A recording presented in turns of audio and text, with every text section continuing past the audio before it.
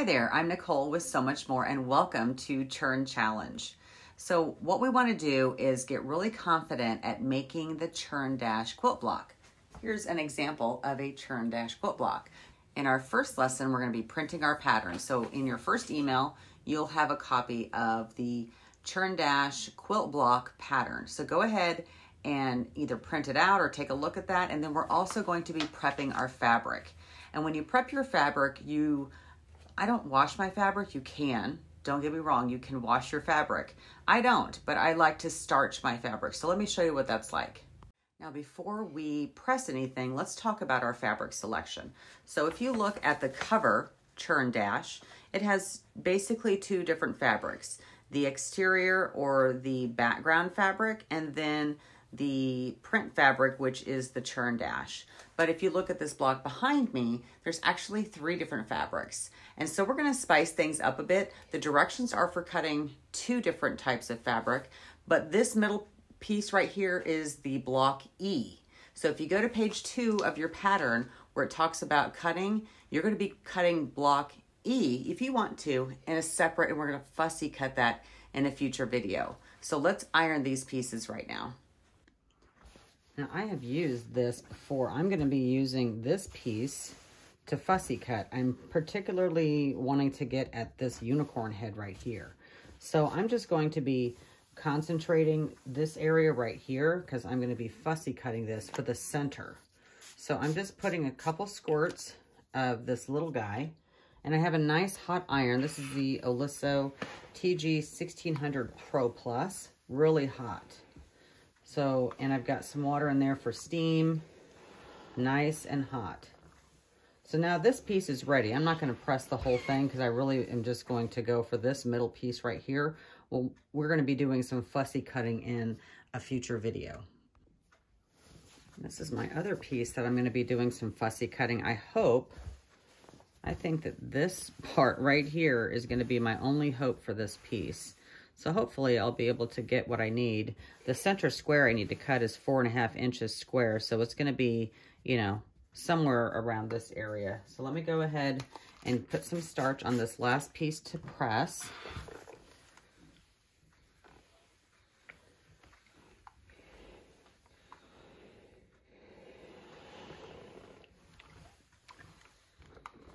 This is a much nicer and a stiff, firm hand on this fabric than in compared to this side, which is very pliable and loose.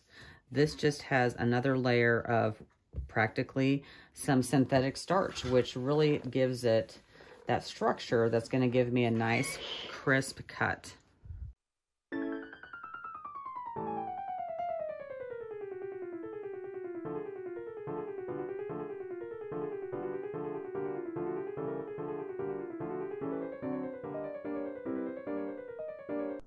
In this video, we're going to be fussy cutting, and I've already made my template. My template is the exact size that I'm going to be cutting out of my fabric, and I've just made it out of construction paper. So reference your size on your pattern, and then we're going to be lining this up with the fabric to make our markings. Okay, this is our unicorn. And we want it to be something like this. Now remember, even though we're cutting 4.5 inches, I don't want to get right next to the horn because we're going to be sewing a 1/4 inch inside of that, okay? So I want to give myself enough room all the way around. That's plenty on top and on the sides. And then I'm just going to mark that. And this is going to be my cut line, so I'm not too worried that I'm marking with pencil. You can mark with a friction pen. You know, those can go away when you iron them. And like I said, because this is a cut line, it's not that big of a deal that we mark it. This is any kind of extra stray markings, they're going to be lost inside the seam allowance. So there's my square. And I'm just going to take my fabric scissors and cut that out. This is one of the unfortunate things about fussy cutting is that sometimes you have to cut through some really amazing fabric to get the bit that you want, and that's the case right here. But this was a fat quarter, and I'm happy to use it. This is going to be super cute. So let's cut this out.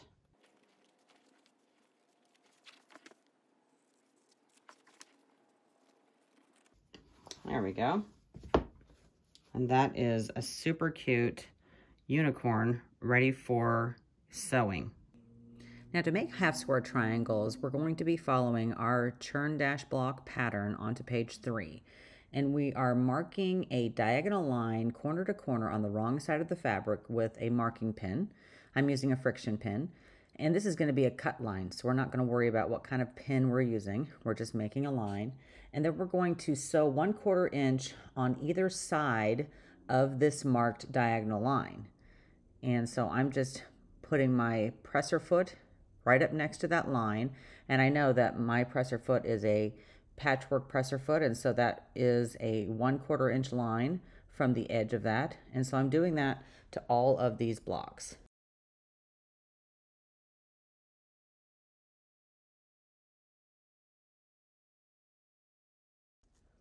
Now, once I finish sewing, I'm going to cut along the marked line to make 2 oversized half square triangle units. And so I'm going to do that to all of the squares. I'm going to cut them in half, and now I'm going to be pressing those seams open. So it's a hot iron. I'm going to be pressing those seams open.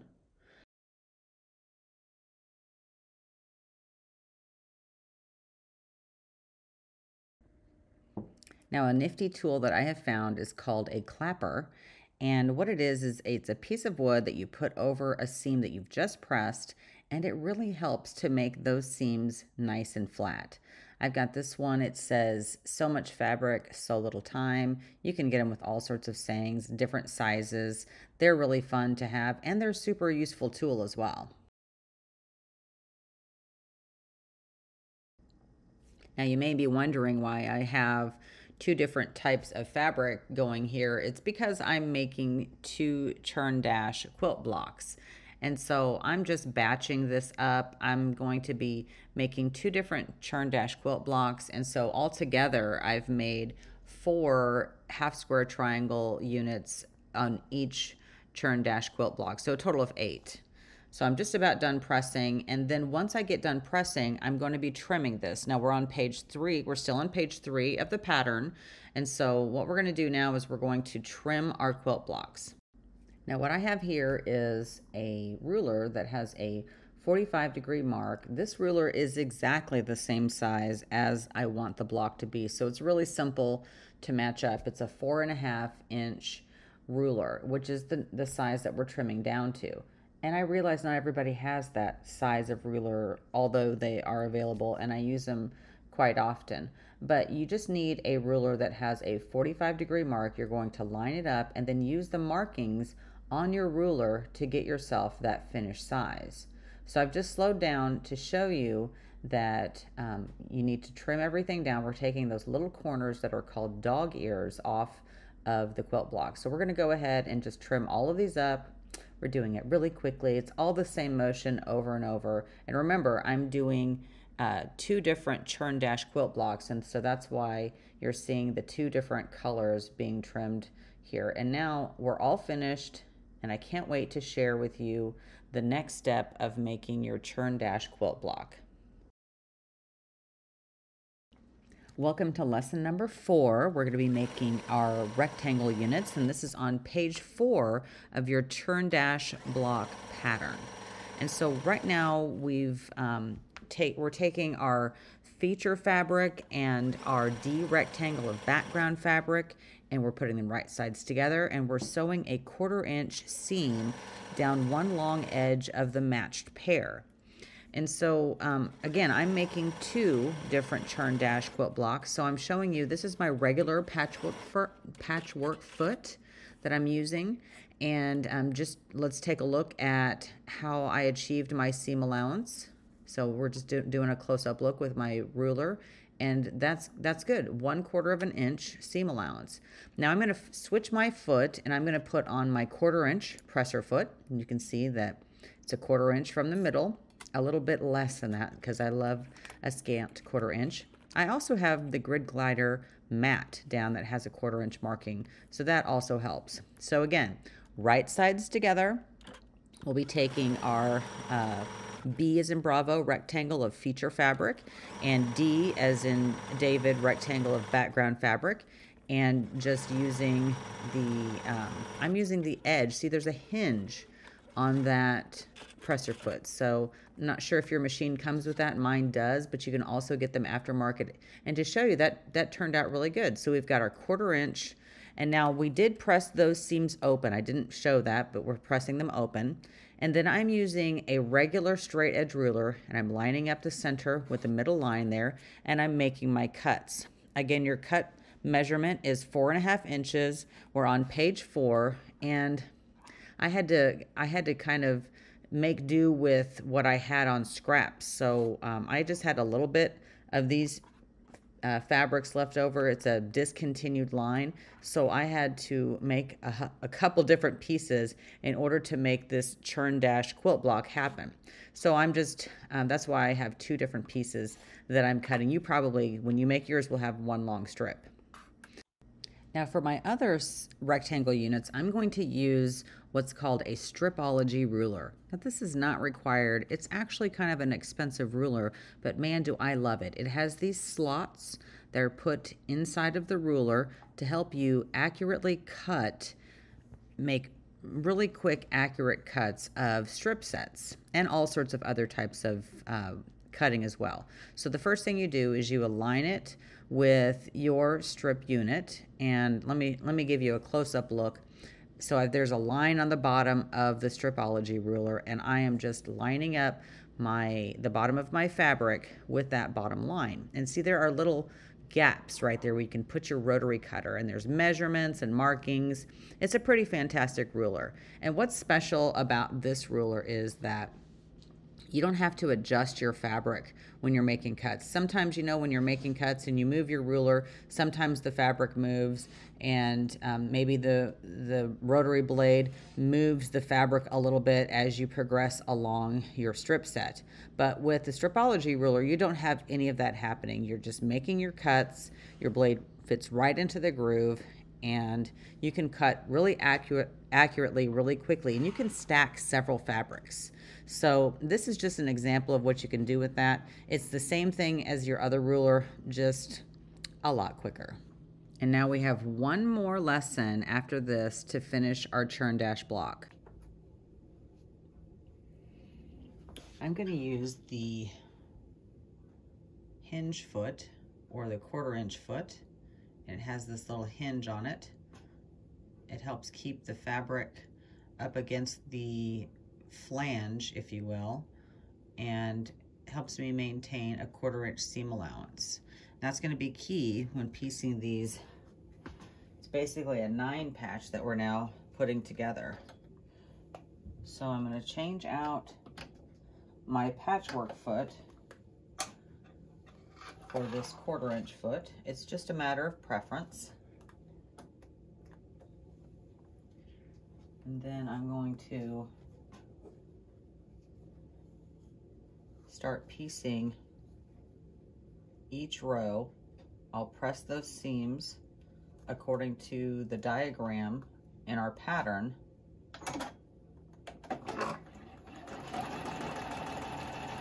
And then we'll sew these blocks together.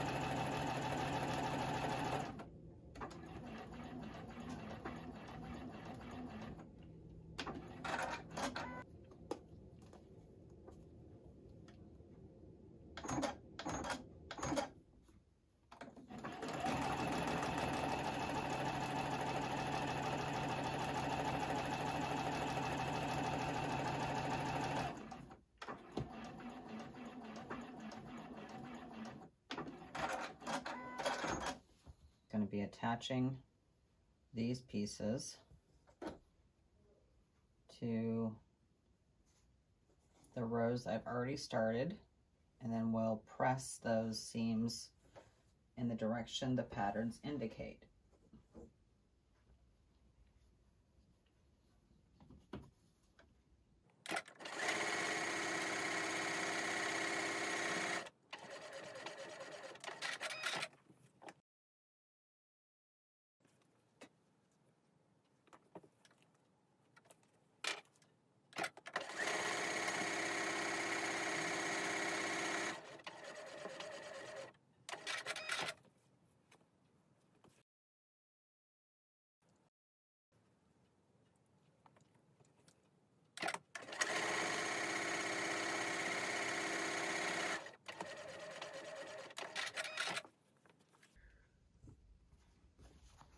All right, so we're going to be on page 5 of our pattern here at the very end, and we're going to be pressing our seams. And on these bottom and top, we're going to be pressing the seams out. So I'm going to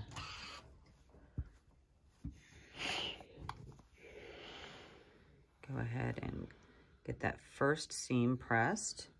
I'm going to use my little clapper here to help set that seam. Make it nice and flat.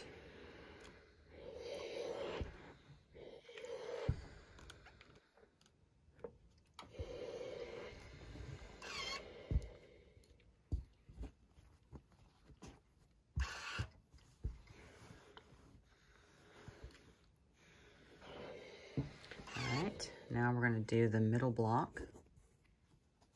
The middle block is the seams are gonna go inside. They're gonna go in the opposite direction. So let's do that. And when we press our seams in the opposite direction, this helps them to nest together and kind of sit together where they meet at these junctions right here. This is kind of where we're gonna be matching them up to sew.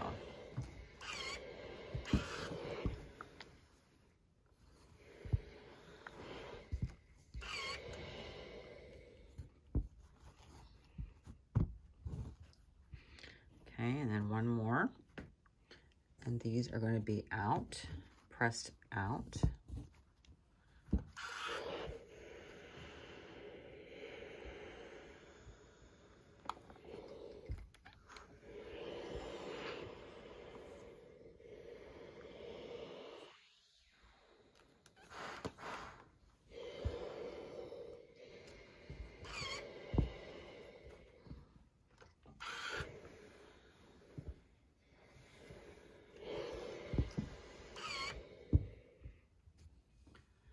Now what I'm going to do in order to get these seams to match up is I'm going to use pins.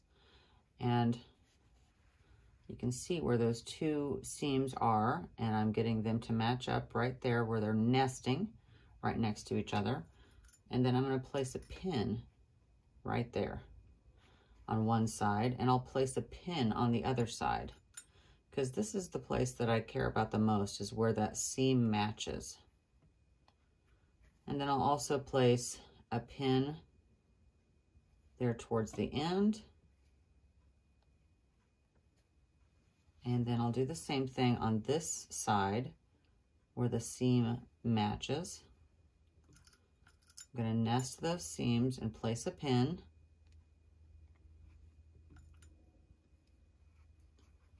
And on the other side as well.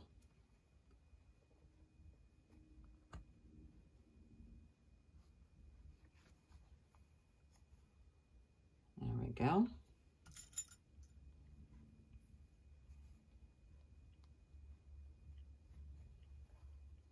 So now we're going to sew a 1/4 inch seam all the way down. Now I'll be taking these pins out as I get to them because I don't like to sew over pins.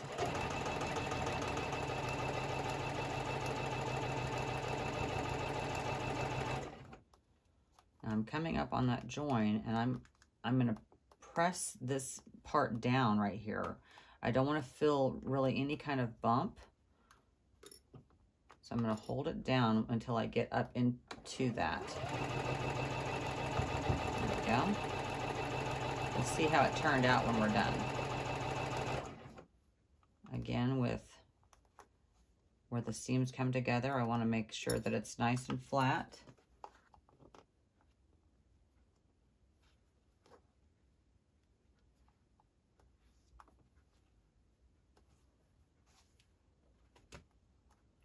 I think that's flat.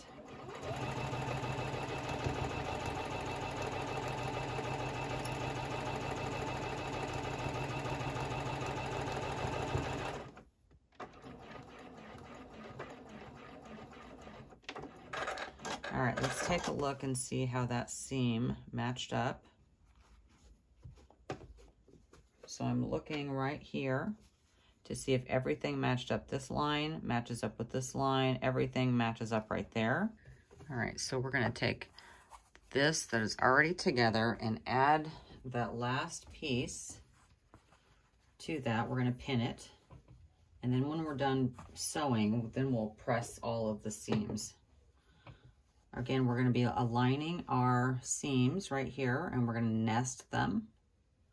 So I'm gonna bring that right up where I can feel them kind of nested or kind of butting right up next to each other. Put a pin there.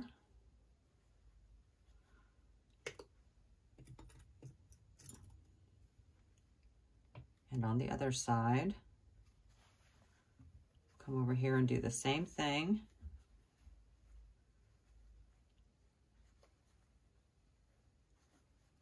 I've got all this extra thread right here. It's in my way.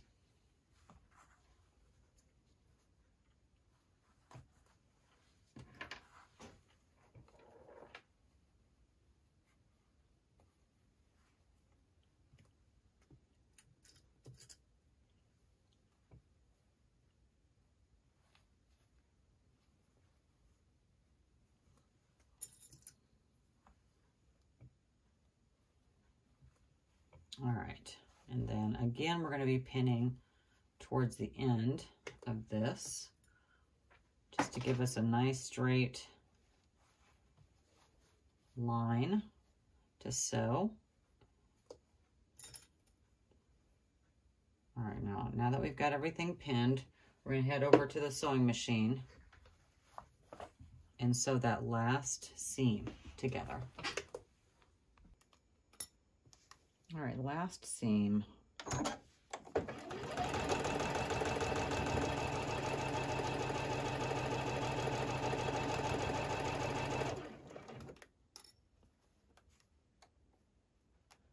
Just making sure that it's nice and flat right there where these seams are coming together.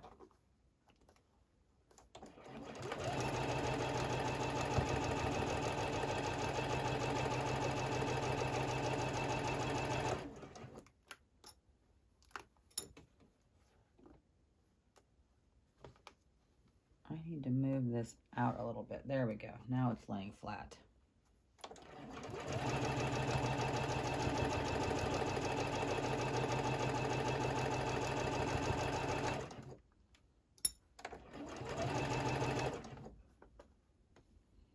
I've got kind of a fold on my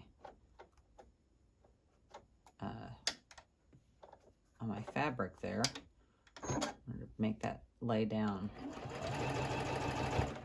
There we go. All right, let's take a look at these seams. See how we did. That looks like a really nice section right there. Got some thread coming through there, but that one looks really good also.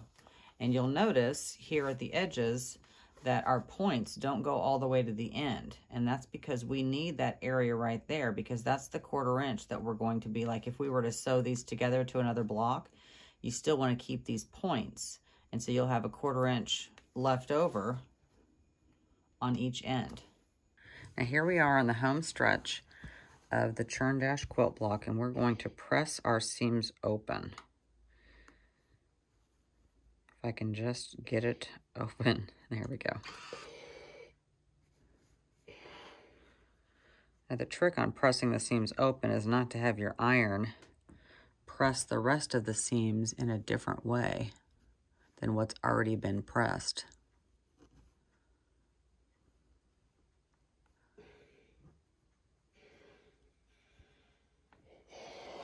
That looks good.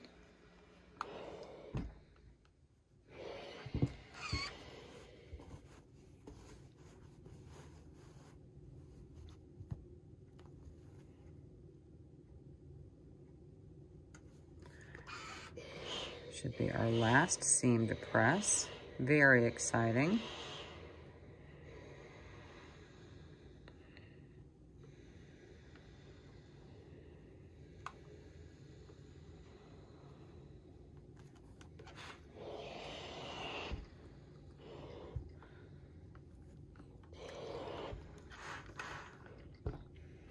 I'm just going to use my clapper to get these seams nice and flat.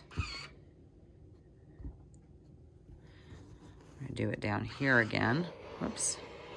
See, that seam got flipped over.